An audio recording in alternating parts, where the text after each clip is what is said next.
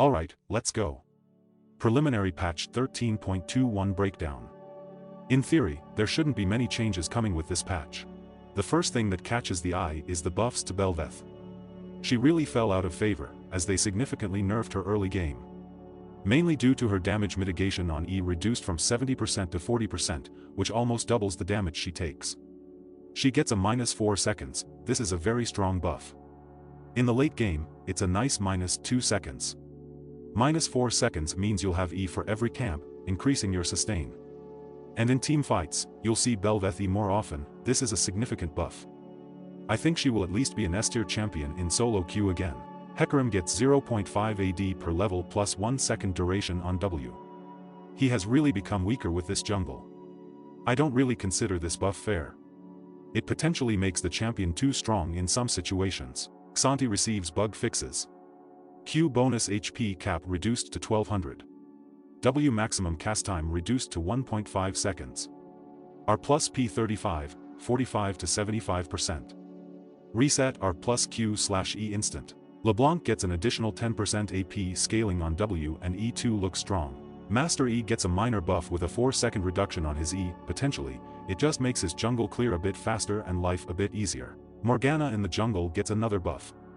Plus 4 damage at the last level on W and plus 5% damage to monsters. It's a minor but nice buff. Tahm Kench gets a 2% HP scaling. And a refund on W of up to 10%.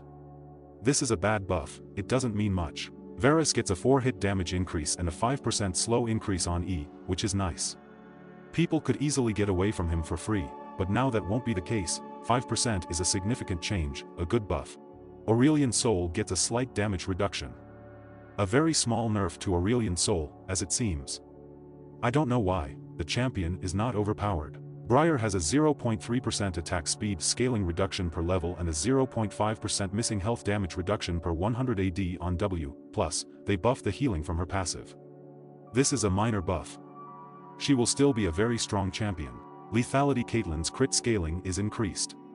Our cooldown is increased and AD scaling is reduced, while crit scaling is increased. Just a nerf to Lethality Caitlyn. It's a reasonable change. Lethality Caitlyn is not a healthy champion against squishy targets. Against tanks, she's weak, but against squishies, she's unhealthy. Dr. Mundo's bonus damage from E is reduced, but it's more aimed at low ELO. Jinx's passive stacks only accumulate from kills with a maximum cap of 5. Rammus gets a 20 damage reduction on Q and a 5% resist reduction on W. Just a nerf after the scaling pet buffs. A minor nerf. They are trying to push jungle Brand, although Brand shouldn't really be jungling. He's quite dull. Zyra is 1,000 times more interesting than Blitz, who they removed from the jungle, and Brand. Seraphine is getting significant buffs across the board. It will be much easier for her to trade due to her armor. However, she was good as an ADC, it's uncertain as a support. Zyra's AP scaling is increased, but damage base nerfed. This is a hyper nerf. First strike is -1%, which makes sense, it's currently super overpowered. And Phase Rush is being nerfed for melee champions by 5 to 10%. It's the most imbalanced rune for ranged champions, and most ranged champions use it.